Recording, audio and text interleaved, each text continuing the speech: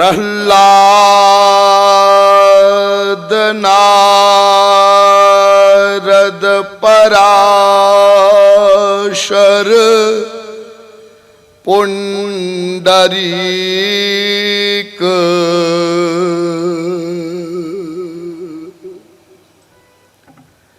व्यासाम्बरीश शुकशौनक भीष्म दाल्भ्या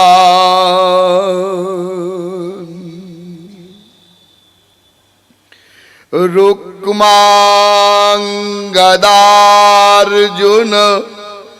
वशिष्ठ विभीषणादि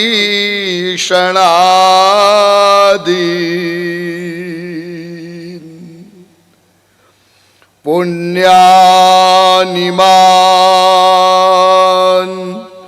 परम भागवतान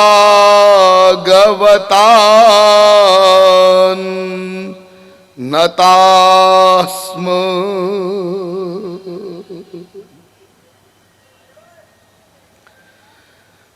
नमः कमलनाभाय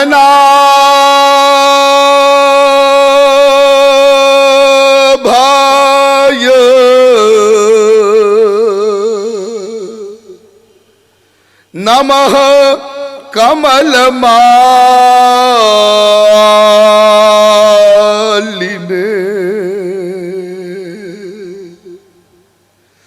नमः कमलपादाय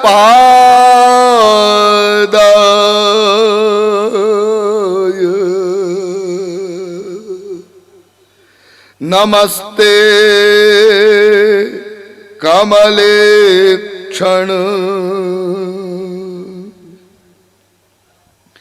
यो ब्रह्माणं विदधाति पूर्वं यो वै वेदांश्च प्रहिणोति तस्मै तद्वंगः देवमात्म बुद्धि प्रकाशम मुमुक्षुर्वै शरणमहं प्रपद्ये।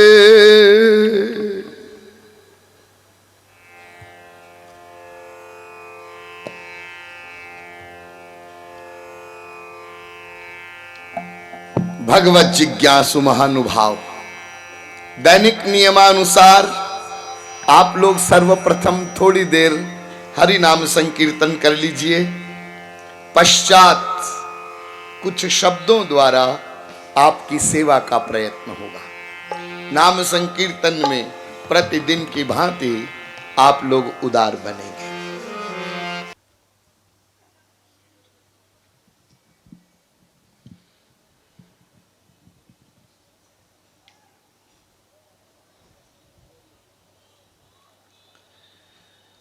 अब आप लोग सावधान हो जाएं।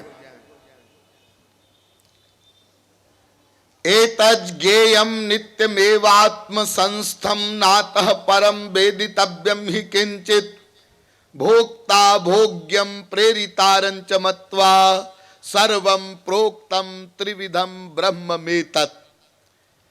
इस वेद मंत्र की व्याख्या में अब तक आप लोगों को बताया गया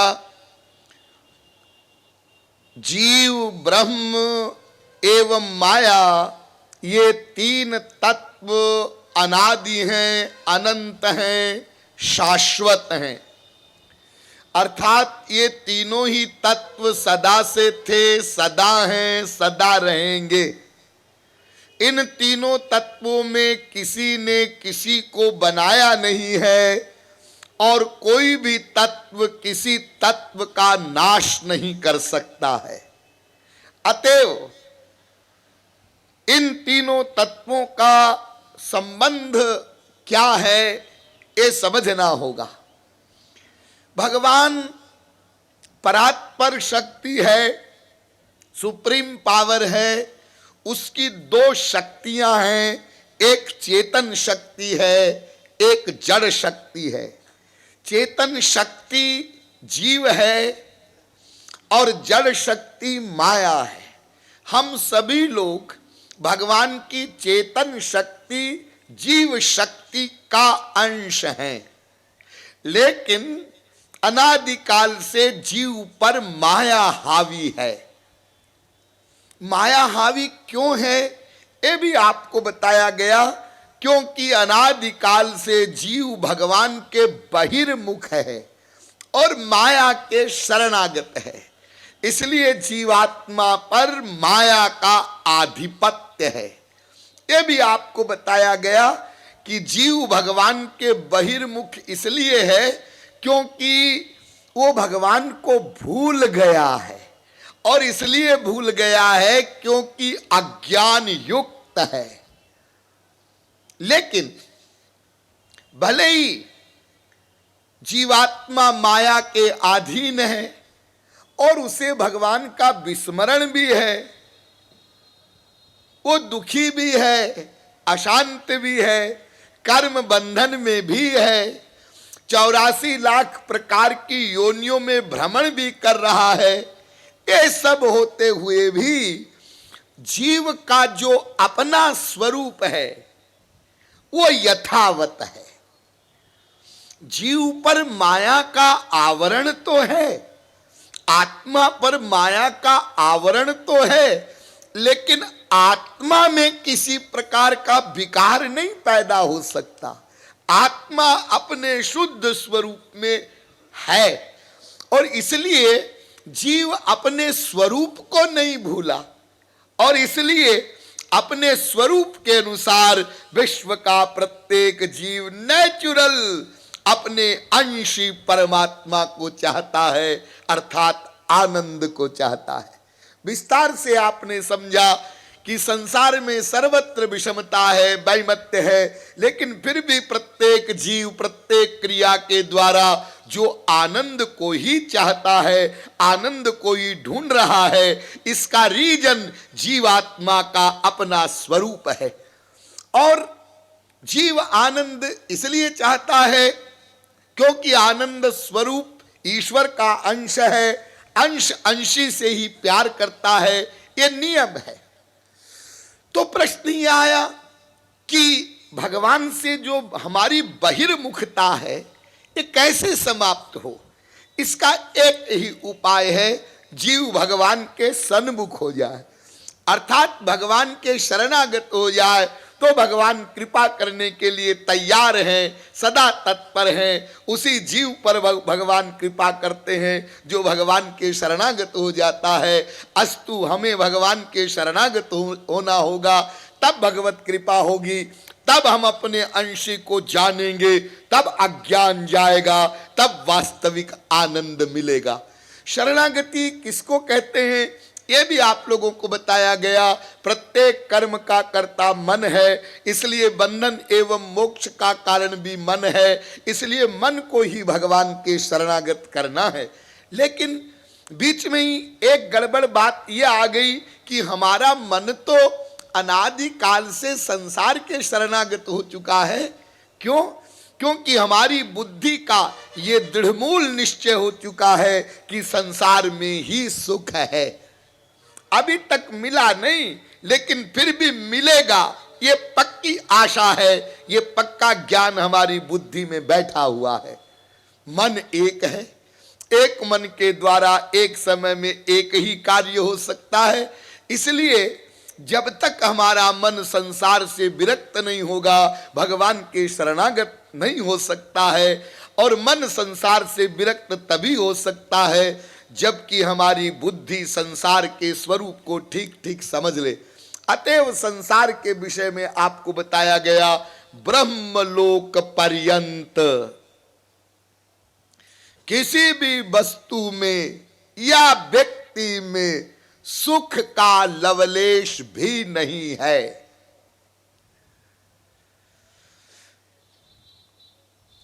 क्योंकि यदि संसार की किसी वस्तु में सुख होता तो उससे सबको सुख मिलता, सदा सुख मिलता, समान मात्रा में सुख मिलता, लेकिन ऐसा नहीं है। हमको जो सुख की फीलिंग होती है वो क्यों होती है ये भी आप लोगों को बताया गया।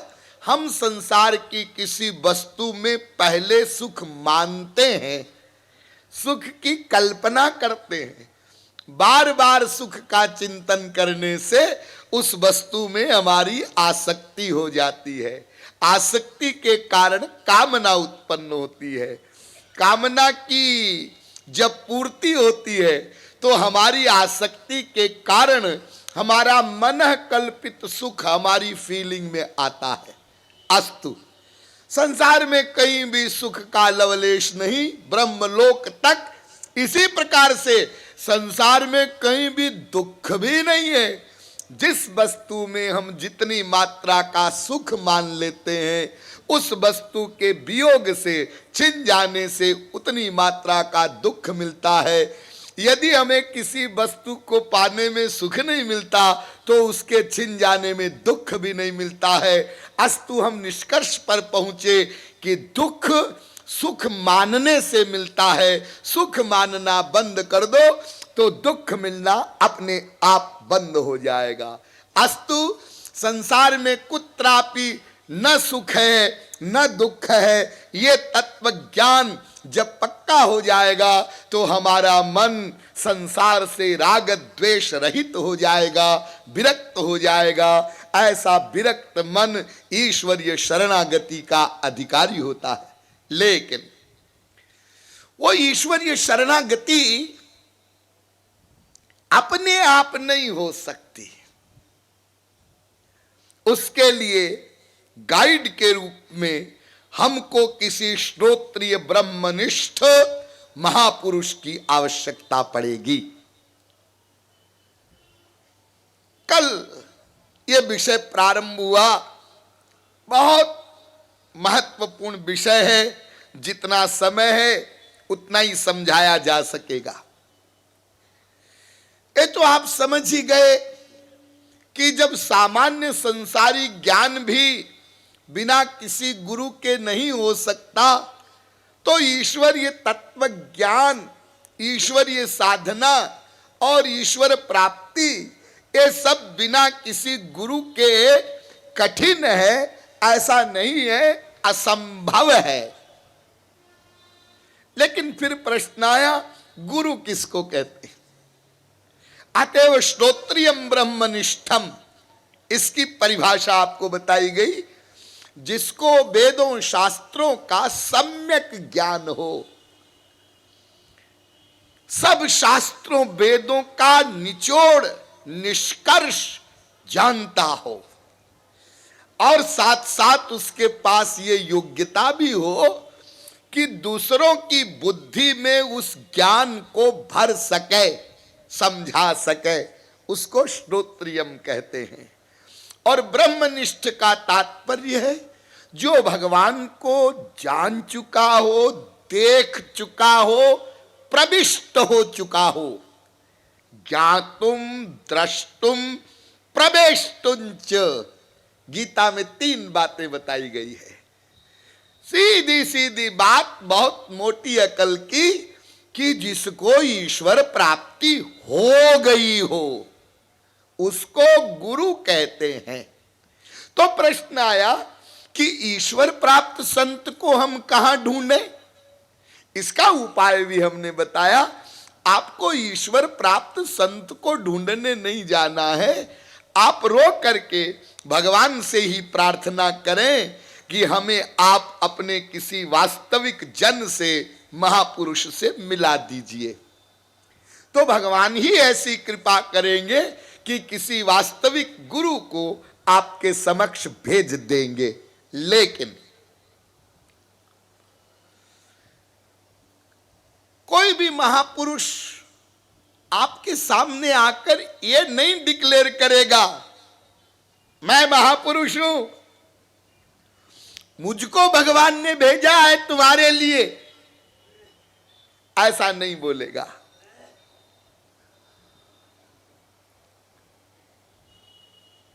तो फिर हम पहचानेंगे कैसे महापुरुष को?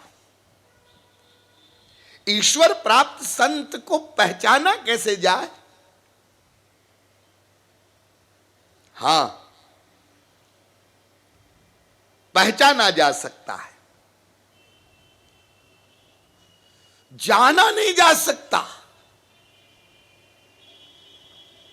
पहचाना जा सकता है। पहचानना अलग बात है, जानना अलग बात है। देखिए, यदि आकाश मार्ग से कोई हवाई जहाज जा रहा है तो उसकी आवाज सुनकर फिर आकाश की तरफ दृष्टि डालकर आप पहचान लेते हैं कि हवाई जहाज जा रहा है। बच्चा भी पहचान लेता है हवाई जहाज जा रहा है। लेकिन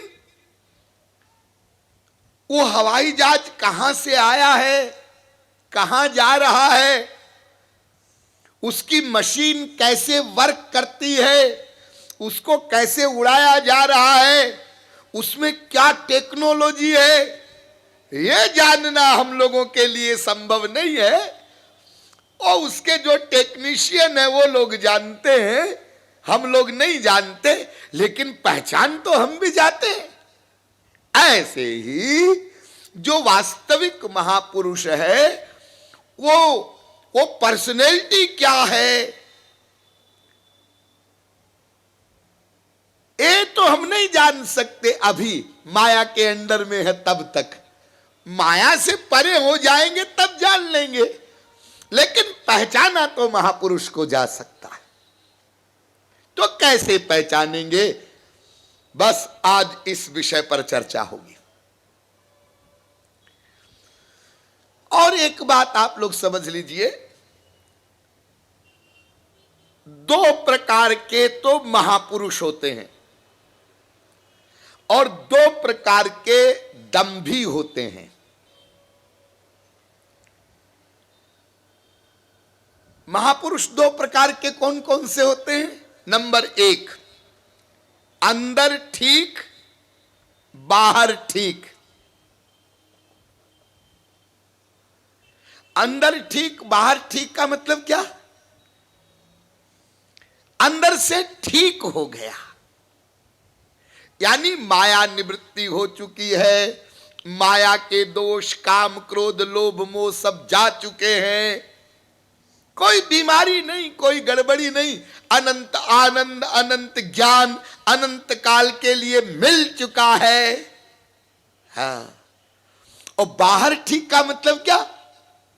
जैसे वो अंदर से ठीक है तो बाहर से भी उसका वेश भी संतों जैसा है, आचरण भी संतों जैसा है, न उसके आचरण में कहीं काम दिखाई पड़ता है, न क्रोध न लोभ न मोह न राग न द्वेष न ईर्ष्या। इसको कहते हैं अंदर ठीक बाहर ठीक वाला महापुरुष, भीतर से भी ठीक बाहर से भी ठीक।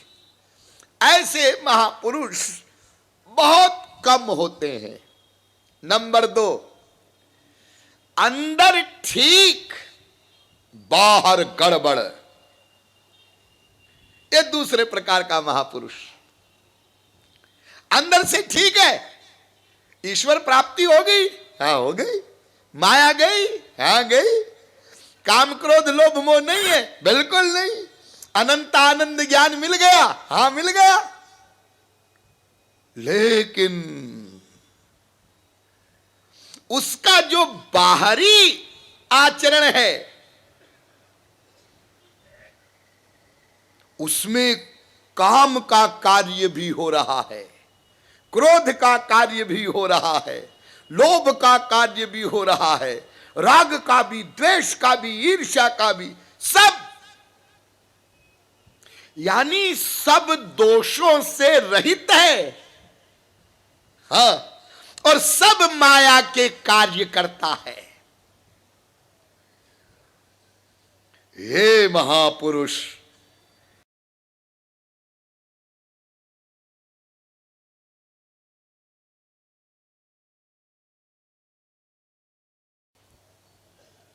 बड़ी मजे की बात है कि हमारे इतिहास में जो महापुरुष हुए उनमें 99% महापुरुष ये दूसरी कैटेगरी वाले होते हैं, अंदर ठीक बाहर गड़बड़।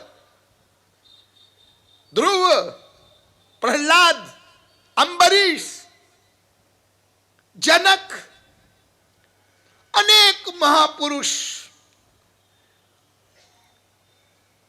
जो अंदर ठीक थे, हाँ, लेकिन बाहर से उन्होंने सब माया के कार्य किए, राज्य किया।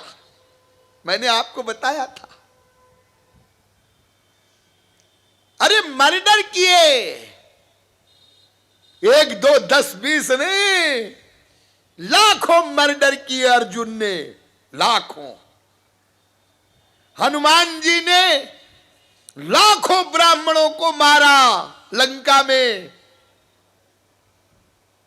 और महापुरुष है, जी हां। ये 5 पांडव ये महापुरुष थे, जी हां। और जुआ खेला युधिष्ठिर ने, जी हां। युद्ध किए, जी हां। अरे जो जो एक राजा करता है सब किया। ब्याह हो रहे हैं, रानियां आ रही हैं, बच्चे पैदा हो रहे हैं, जी हां। और है महापुरुष, हाँ साहब गजब है। यदि ये महापुरुष है, इनका काम क्रोध लोभ मोह सब चला गया, तो फिर ये काम क्रोध लोभ मोह के कार्य कैसे कर रहे हैं? हाँ करते यही तो समझना है। और चूंकि ये दूसरे प्रकार के महापुरुष ही अधिकतर होते हैं, इसलिए विशेष रूप से समझना है। माया से रहित रहे और माया का कार्य करे। एक दिन मैंने आप लोगों को बताया था, भगवान के पास उनकी एक पर्सनल पावर है, उसका नाम है योग माया। ये योग माया का क्या कमाल है? योग अपनी पर्सनैलिटी में रहे। अपनी पर्सनैलिटी क्या है भगवान की? नित्य ज्ञानमय, नित्य आनंदमय। तो नित्य ज्ञानमय आनंदमय रहे, लेकिन कार्य माया का करे। इसलिए भगवान के कार्यों को भी देख करके बड़े बड़े सरस्वती बृहस्पति की भी बुद्धि कुंठित हो जाती। हा?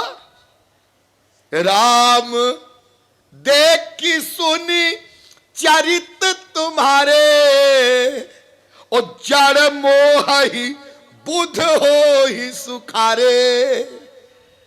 तुलसीदास जी ने कहा कि जो जड़ बुद्धि वाले हैं वो भगवान के चरित्र को देख करके मोहित हो जाते, और जो बुध हैं,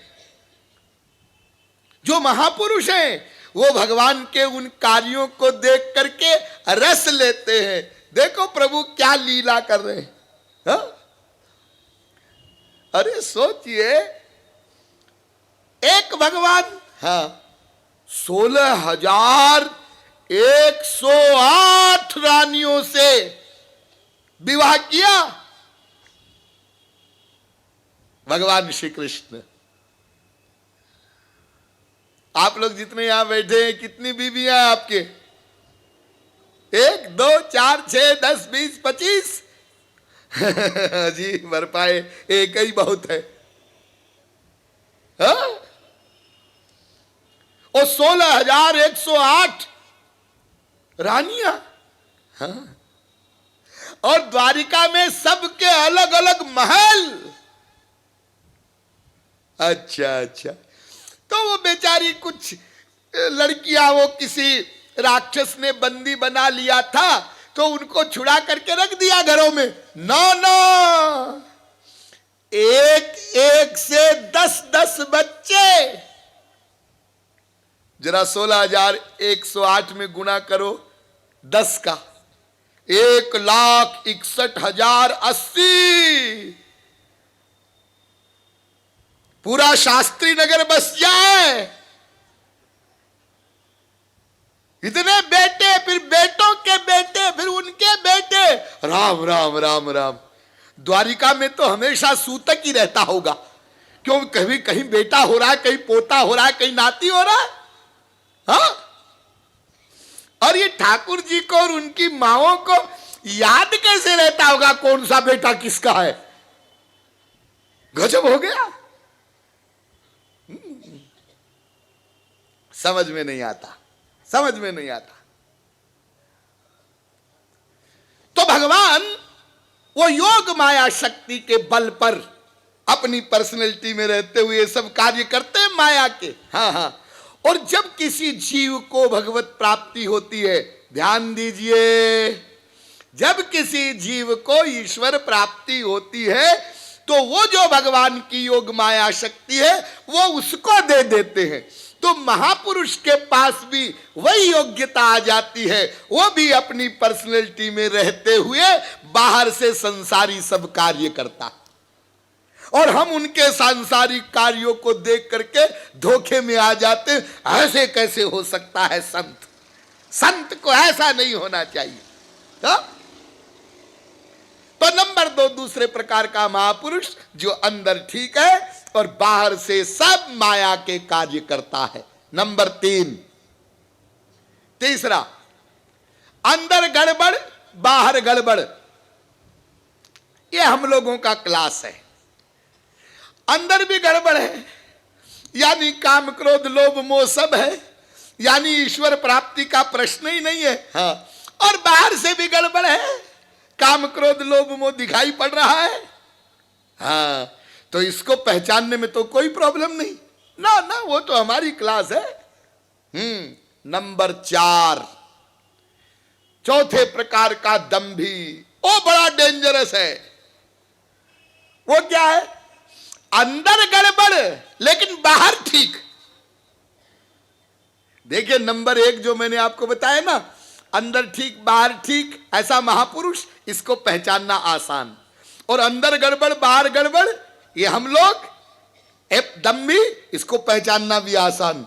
लेकिन नंबर 2 का जो महापुरुष है, अंदर ठीक बाहर गड़बड़, इसको पहचानना बहुत कठिन। और नंबर 4 का जो दम्भी है, अंदर गड़बड़ और बाहर ठीक, इसको पहचानना भी बहुत कठिन है।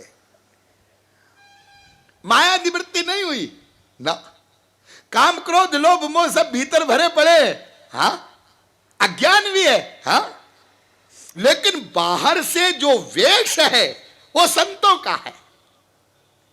बड़े बड़े आश्रम है, बड़े बड़े आश्रम है, लाखों चेले भी बना रखे हैं, बड़े बड़े प्रवचन भी देते हैं।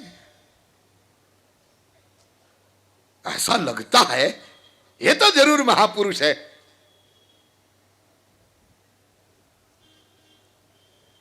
तो बाहर से देखने में ठीक लग रहा है लेकिन अंदर से गड़बड़ है, इसको पहचानना बहुत कठिन है। तो और बहुत सारी बातें तो डिटेल में आपको याद नहीं रहेगी, आप भूल जाएंगे, हम जानते हैं। वो आप फिर ऐसा सोचेंगे, स्वामी जी बता भी तो रहे थे, एक अंदर गड़बड़ बाहर गड़बड़, वो क्या था? लेकिन हाँ, एक बात तो आपको सबको याद रहेगी कि ये हमने सुना था कि ईश्वर प्राप्त संत को ही गुरु बनने का अधिकार है और उसको ही गुरु बनाना चाहिए। तो ईश्वर प्राप्त संत कोई है, ये कैसे माने? तो इसकी पहचान ये है कि भाई जिसकी माया चली गई हो, अनंत आनंद और ज्ञान मिल गया हो।